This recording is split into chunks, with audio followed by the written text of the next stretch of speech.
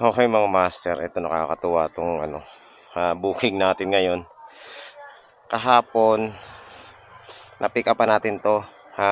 Tawag natin.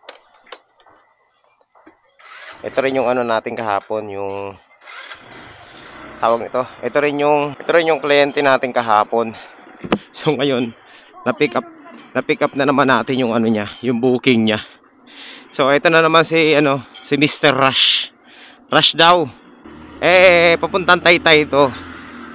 So, syempre tayo, hindi naman tayo papalugi, no? Walang problema yung sa akin, Rush, basta may additional. So, nakikipag-negosasyon ako sa kanya. Ayan, 130 lang 134 lang yung yung tawag nito, yung payment niya. Malit lang talaga, malapit lang naman gusto niya ng rush, urgent daw. Sabi ko, hindi po pwedeng i-rush yan kasi kailangan ko mag-double book. Ayun, sabi niya dagdag na lang.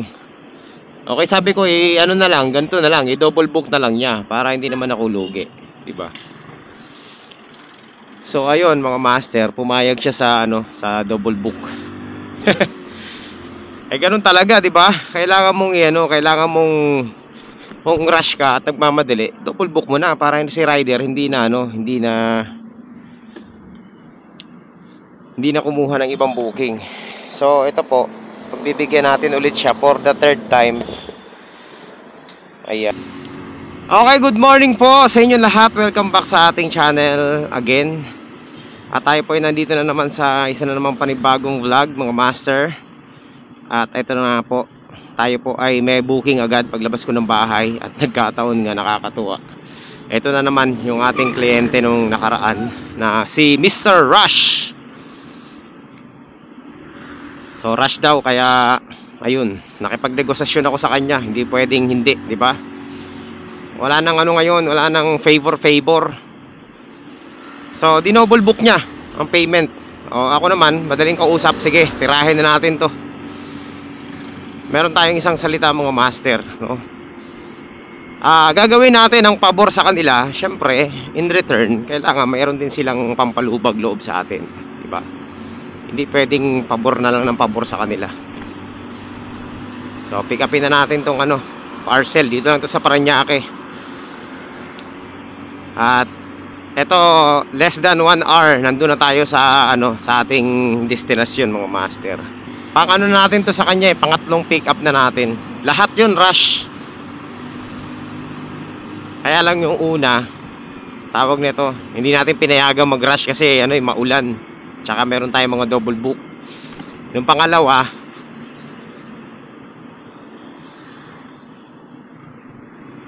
pinayagan natin kasi may additional. Ito yung pangatlo ngayon.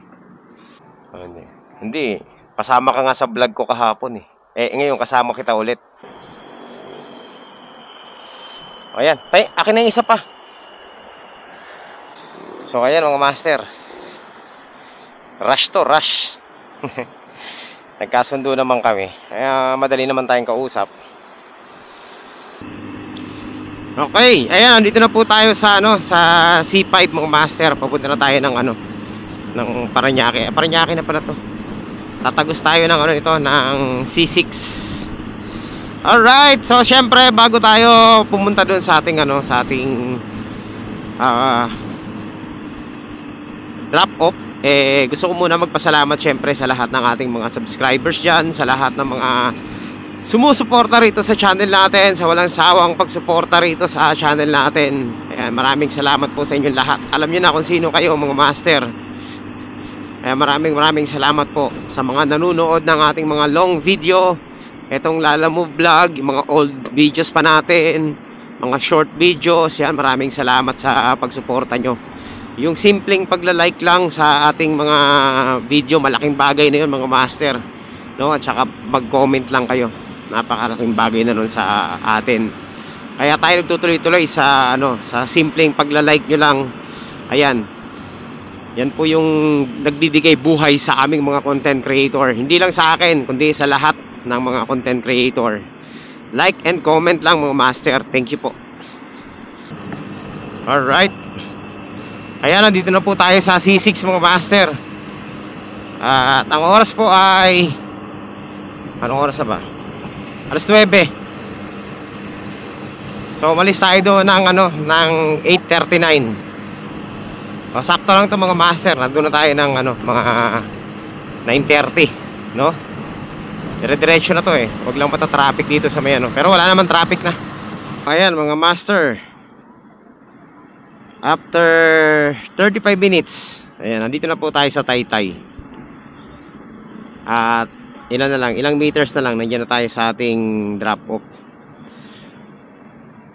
Sabi ko sa kanya less than 1 hour. So ano lang mga master, 35 minutes lang nakuha natin yung yung biyahe natin. Ayan 350 meters na lang. 35 minutes kuha natin. Rush delivery. Dito ba yun? Dito sa kabila. Dito pala sa kabila, 9th Street eh. Ayan. So dito yung kahapon mga master.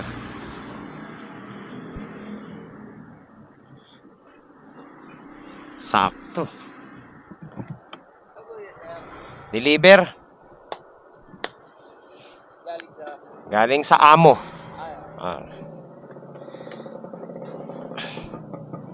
Oy.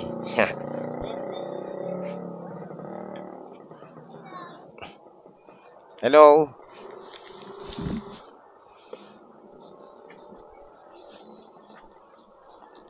Oops. Ito pa. Lahat yan. Ay, sorry. Okay na.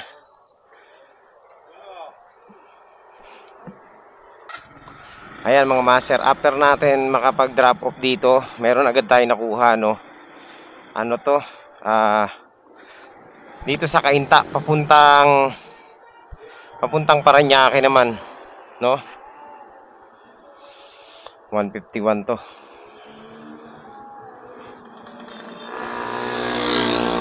So ayan mga master, pick upin na natin. Babalik lang tayo ng Parañaque. Right. Ayan, nandito na tayo sa ating pick up. Malapit na po tayo, konting-konti na lang mga master. Ano kaya itong dadalhin natin? Hindi nagsabi. Walang details kung ano yung dadalhin natin. So tingnan natin kung ano to. Huwag naman sana malaki. Ayoko mag... Hello po ma'am, lalamove po. Nandito na po ako sa may Ali 54, tapat ng LM Pharmacy. Papuntang kay Arcadia Santos, Parañaque. Oo, yung tatlong tray na ito yun, di ba? Sige ma'am, paano bang pipicturan? Nakapost pa ba? Oh yan. Teka lang, baka malaglag eh. Tingnan nyo mga master, napakaraming booking, walang kumukuha. Kasi sobrang mura. Ito. O ito, tirahin natin to mga master. Alright. So yun, nakakuha rin tayo ng double book natin. 100 to mga master, 100 pesos. 190 pesos. Yan, kasabay na tong itlog natin. So meron po tayong, magkano na ba kinita natin mga master? Kanina 200 plus 150, 350. Ano ba to? 350 na ba? Tama ba ako? 250 plus 150, that's 400 pesos. So meron na po tayong 590 pesos na po mga master. Ayan, isang ikot lang natin. Sakto lang, pabalik ng Las Piñas. Ayan, panalo tong booking natin mga master. Chocolate to, chocolate ang kukunin natin. Sana kasya sa natin, sa lalabag. Tawagan natin para sigurado. So, yung drop off, hindi alam kung anong papadala nila, Ngayon, yung pick up, ayos. Hello po. Sir, good morning po. Sa Lalamove po ito, sir.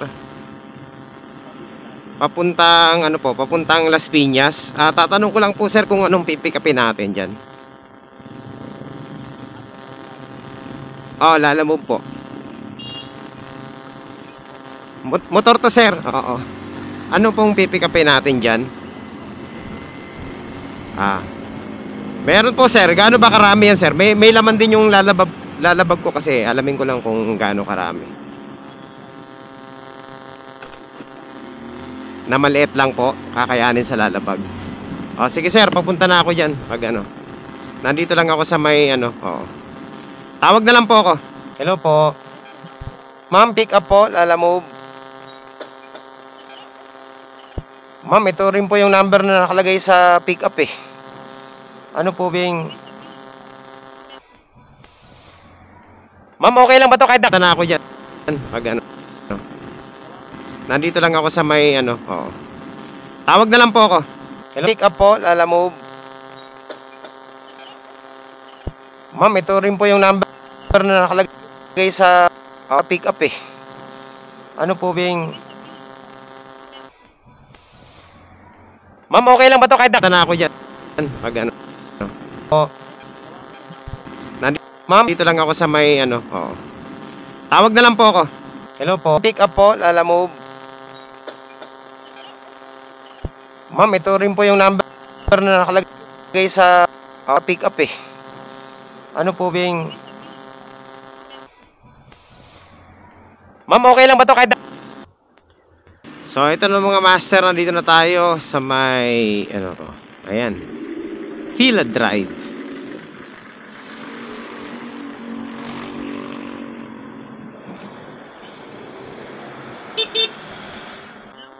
Hello po, ma'am.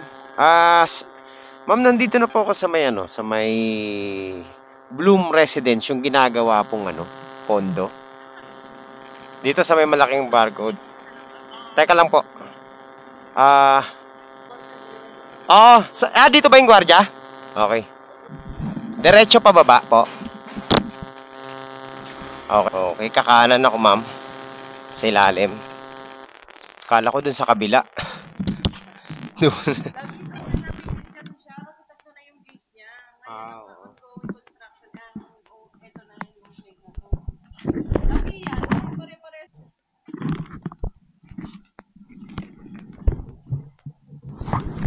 Alright, so yun mga master, complete na ang ating booking. Punta na tayong Las Piñas. So ayan mga master, punta na tayo sa ating second drop off. Ayan. Dito sa Las Piñas naman to. Bakit ganun? Ka-drop off lang natin 155 ang binayad sa atin. Sobra ng 4 pesos. Pwede na yun, mga ganun. Ayan mga master, nandito na tayo sa CAA, no? Dito sa ating ano, sa Las Piñas, sa drop off natin. Sana tama yung pinpoint. 700 meters pa. 700 meters pa pala. Huwag ka muna umambon. Pauwiin mo muna ako sa amin. Grabe, daming tao dito sa CAA. Okay, so 450 meters. Layo pa to Update ko lang kayo pag nandun na tayo. Konti na lang. 800 meters daw eh. Ilan na lang? 100 meters. Konting-konti. Hello po. Diretso. Ikaw ba yan? Okay. Sige boss, salamat po. Boss, saan ang palabas dito? Ayan, diretso. Ikaw, saan ka ba? May yung dinamo ka ni Paranaque. Ito, Las Piñas. Las Piñas. Pag dumiretso ka dyan, may kanan. Diretso na yung palabas. Sige. Kanan, okay. Okay, salamat. Mister, nandito tayo sa amin, malapit sa amin, no? Tayo po ay uuwi muna. Kasi nagugutom na ako. Saktong-sakto. Ngayon lang ulit ako nakasakto na alas 12 nandito sa amin. Kadalasan pag gantong oras nandun pa tayo sa sa Antipolo, kaya kainta eh. So ayan, uwi muna tayo kasi sumakto naman yung drop off natin dito lang sa CAA, malapit sa amin. So ayan, uwi muna tayo.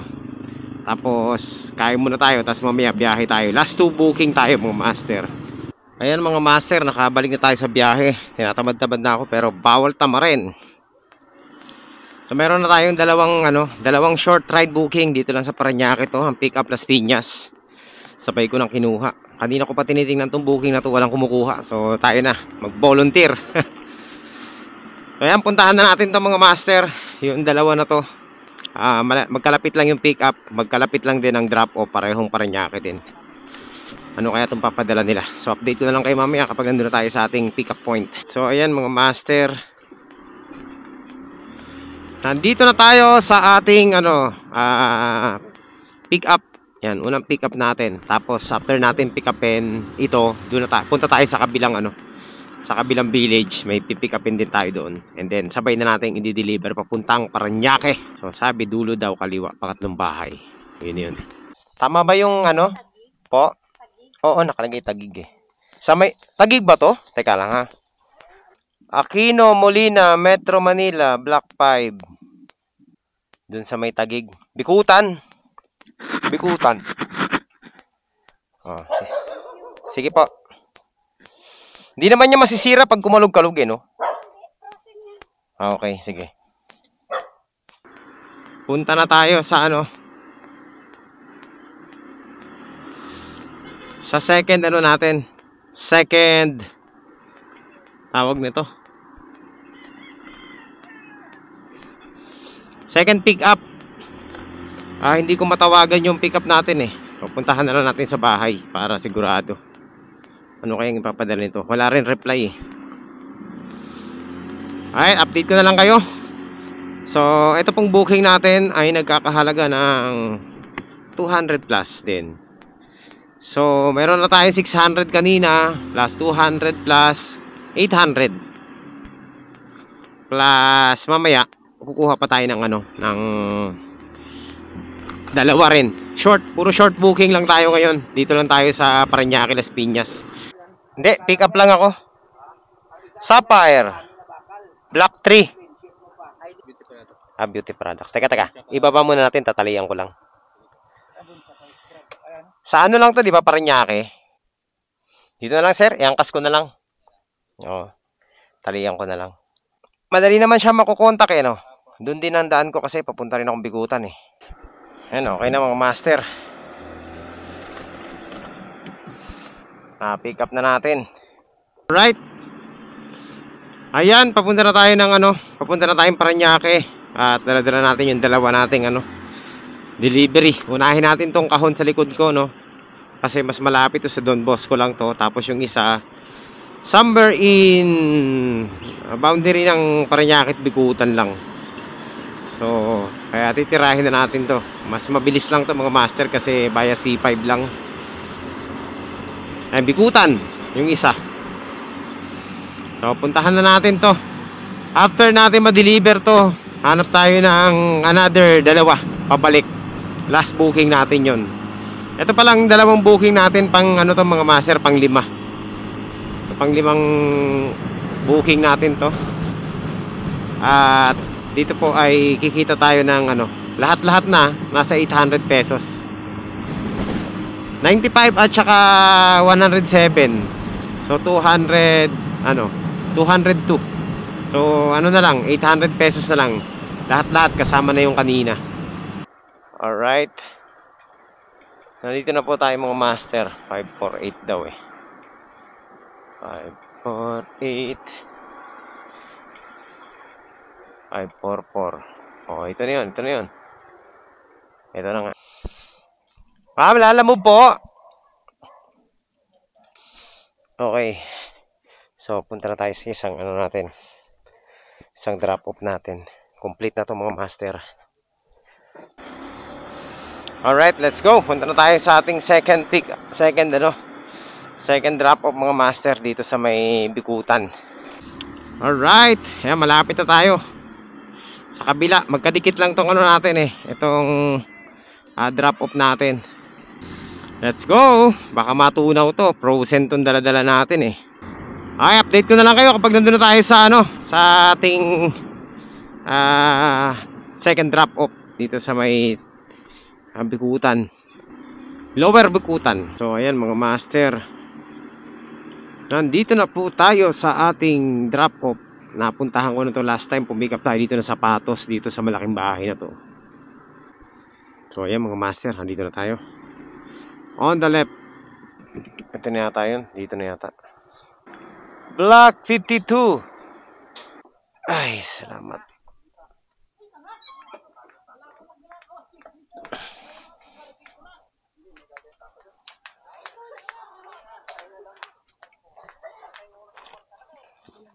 Baka malaglag po, ma'am. Oh, papahawak lang po. Thank you po. Okay na po. Oh. Okay, thank you po. Okay, so yan mga master, quality. Alright, so yan. Complete na mga master. Natin, at meron na po tayong agad. Meron na po tayong booking. Pabalik ng Las Piñas. Isa lang to pero high demand. Ano kaya to? From gate, diretso pagkita nyo ng Maricel Store bilang 3 kanto kanan. Unang bahay sa liwa. Okay, so puntahan na natin to mga master. Let's go! Ayan, meron agad tayong booking. Sakto lang to mga master. Papunta rin dun sa sa Las Piñas, pabalik. Parang lang nangyari, balikan lang to. At ayan na po, magkano na ba ang ating kinita? Nasa 800 plus na. Plus 164. Meron na tayong 960 plus. O 970 kasi may mga butal-butal. Bahala na. O pag nagbigay ng di saktong 1,000. Pag nakadalawang booking tayo dito, kota na tayo 1,000 plus.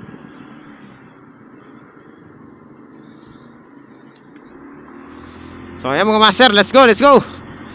Bilisan na natin ang pag-pick up para makauwi tayo na maaga. Pang natin to, pang-6 na booking. Ayan, dito na po tayo mga master. Teka, tama ba? Papuntang Las Piñas. Ma'am, yung po doon, sino po magbabayad sa gate? May bayad ba gate doon? May mga bayad pong gate doon eh. Tatawagan ko muna siya kung ilang gate ang dadaanan ko. Kasi may kada pasok ng gate doon 20. Hello po. Hello. Ma'am, sa Lalamove po ito.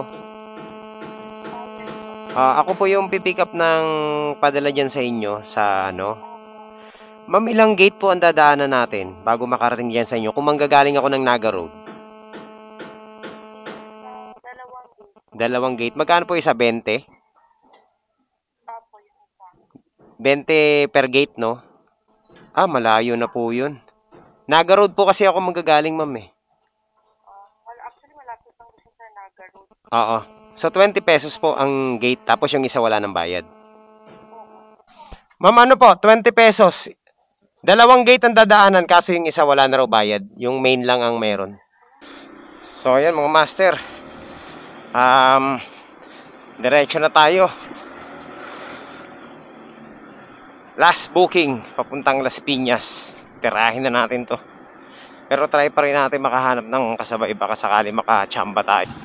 Pang last booking natin kasi hindi na tayo pwedeng kumuha dahil hindi naman sa hindi. Kaso lang rush hour na, no? Matraffic, napaka-traffic. Ang oras ay alas 3:40 ng hapon at sobrang traffic na po. Kaya kung kukuha pa tayo ng booking, talo tayo sa traffic. Grabe mga master, napaka-traffic, sobra. Ayan, kapag ganitong mabigat na ang traffic mga master, hindi na maganda bumiyahe. Talo na tayo dito. Kasi bomba tayo ng bomba eh. Lakas sa gas. Anong meron ngayon? Hindi naman nagta-traffic dito, bihira mag-traffic dito eh. Ayan mga master, nandito na po tayo sa ating sa ating drop off point dito sa Las Piñas. As we expect, syempre. Ilang beses na ako nag-deliver dito sa lugar na to. May bayad talaga dito 20 pesos. Pero yung 20 pesos ay maghapon na yun, no? So, pag pumasok ka, ngayon, hanggang mamaya, Yan, basta nasa sa pa yung ticket. Ano yan, libre yan. Hello. Bakit naman yan?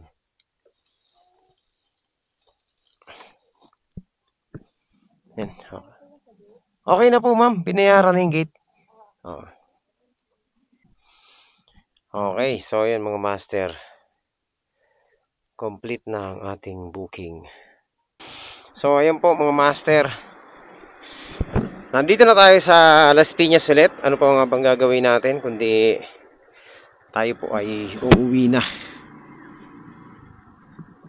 Ayan, tapos na po ang ating biyahe mga master. Naka-6 na booking tayo. At kumita na tayo ng 900 plus. Hindi ko alam kung 940 o 960. Basta. So, ayun po.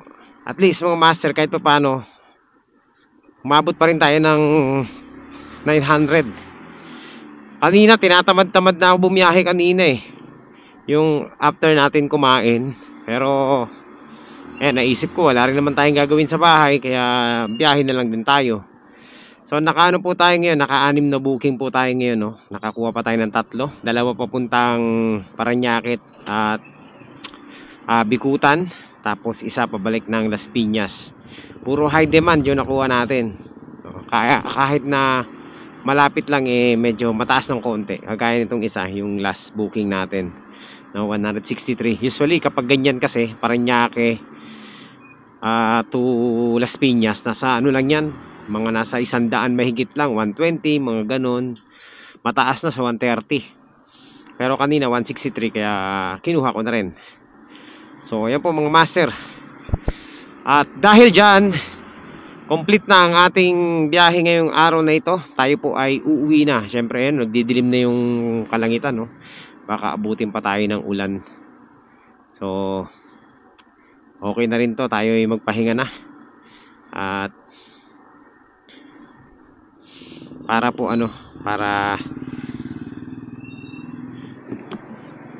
teka, bayaran ko muna yung gate. ID. Ayun na yung Yan. So nakita nyo na dito mga master, 20 ang entrance sa bawat village dito. So kawawa kapag seller ka dito at yung rider naligaw ng daan. Diyos me, ang daming babayaran.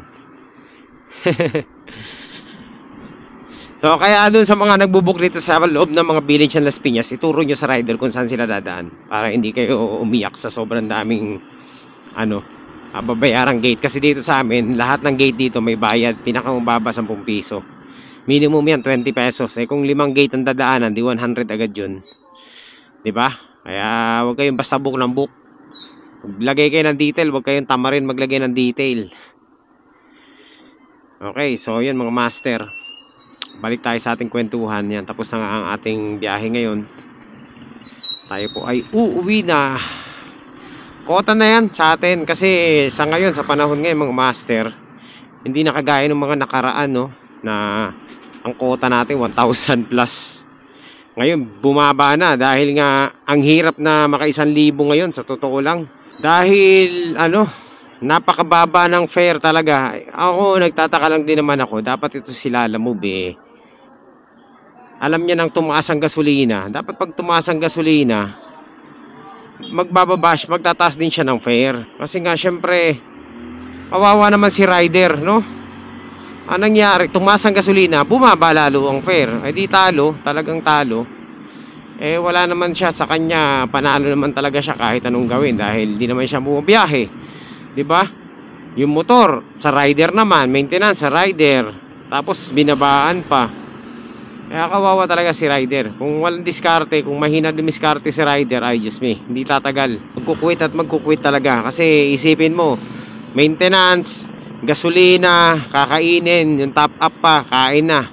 Baka yung pag kung kumita ka ng 600 pesos sa isang araw, lahat yun. Yung iba dun, halos kalahati, gasolina lang mapunta. So sabihin natin, gasolina mo 200, yung top up mo pa. O diba? Wala talagang matitira. Kaya payo ko dun sa mga rider, baguhan man o luma na, no? Sa panahon ngayon mga master, dati hindi ko sinasabi na dati sinasabi ko na huwag kayong magpadagdag, no? Mag-ano lang kayo, tawag nito, Mag-double book lang kayo na mag-double book. Hayaan nyo si rider na, ay si kliyente na magdagdag kusang loob. Pero sa panahon ngayon mga master, hindi na, iba na ang sitwasyon ngayon. Kung kinakailangan magpadagdag kayo. Kasi sobrang baba na talaga. Hindi na kayang isurvive yan. Yung may mga nagpaparush, talagang ano niya na, wag na kayo mahiya. Pag parush, i-plus nyo, i-double book nyo na. Ganun na ang gawin nyo mga master. Kasi para kumita kayo. Diba? Wala masama eh. Service yan eh. Gandahan na lang natin ang service kapag tayo nagpadagdag. Ngayon, kung hindi magdadagdag, talagang obligado silang mag-antay ng matagal. Okay, so yun po ang latest update kay Lalamove. Wala nang ano. Tingnan mo, kumita tayo ng 900 plus. O, sige, ito. Sample na lang yun sa atin ah. Sa bagay yung top up natin, wala naman, no? Kumbaga, kasi kinuha na natin yun sa biyahe, noong nakaraan So, gasolina natin, nasa 250. Gas natin, mga master. Ayan, so, syempre, kung kakain ka pa sa labas, kung hindi ka umuwi, kasi umuwi ako So, kung kinakailangan pala, para kumita ka ng 600 plus, kailangan, kumita ka ng 900 gross, no? Kumita ka ng 900 to 1,000 para kumita ka ng 600. Labas na lahat ng mga expenses mo doon. So, yun po mga master talaga. Kaso lang mga master, syempre, hindi naman lahat laging ganun, di ba? Hindi laging nakaka-1,000. At least, kailangan mong i-goal talaga, kumita ka ng 900, no? Sa kada biyahe mo. Para kahit papaano, masambot mo yung, yung minimum. Diba? Ang kagandahan doon mga master, ito yung maganda diyan. Yung minimum mo, buo mo nang makukuha yan kasi less na expenses diba? Unlike kung magtatrabaho ka, yung minimum mo, doon mo pa kukunin lahat. Tama ba ako? O, yun. So, in short, kung talagang masipag ka dito, kikita ka pa rin kahit na mababa na ang fare, pero talagang puspusan, no? Tsatsagain mo lang talaga mga master. So, in short, bawal sa tamad itong ganitong klaseng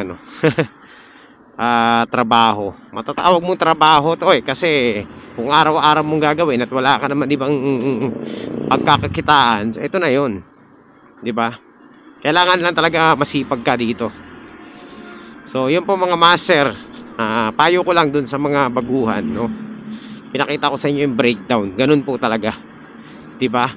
Para mo makuha yung mga pangangailangan, no? Kumbaga kumita ka ng maganda. At least 900 to 1,000 daily ang dapat mong kitain kay Lalamove. Kung matipid ka, nagbabaon ka sa biyahe, mas maganda, di ba?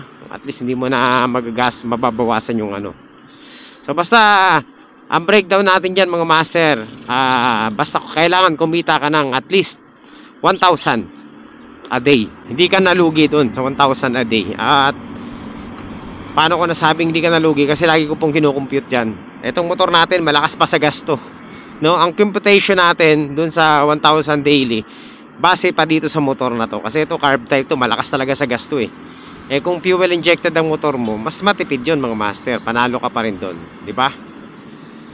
So ayun lang. Yun lang. Na-share ko lang. Kanina ko pa iniisip yan kasi marami mga rider din ng minsan nawawalan na rin ng pag-asa, di ba? Kasi nga napakababa ng fare, napakataas ng gasolina.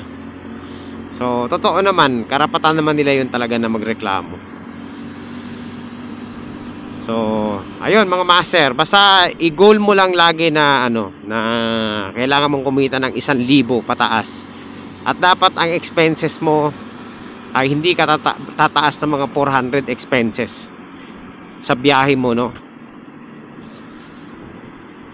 I-maximize mo na, sabihin na natin 300 na lang gasolina mo. So meron ka pang 100 pang kain, pang merienda. Pero tip ko sa inyo, magbaon kayo para hindi kayo gumastos sa pagkain diba? Ayan. So yun lang mga master, naikwento ko lang, no? Sana sa susunod pag-uusapan natin yung mga technical na bagay na yan. At para dun sa mga baguhan, no? Para at least alam nila kung hanggang saan sila diba? Kung ano yung gagawin nila. Alright, so yun na lang muna mga master. At tayo po ay magkita-kita sa susunod na episode natin. Tayo po muna ay magpapahinga. And sakto lang oh. Ang oras ay 4:30. So parang full time tayo ngayon mga master. Diba? Ang laki ng diferensya ngayon mga master. Alright. So, kita-kits next time. Maraming salamat po sa pagsama nyo rito sa ating biyahe. Bye-bye.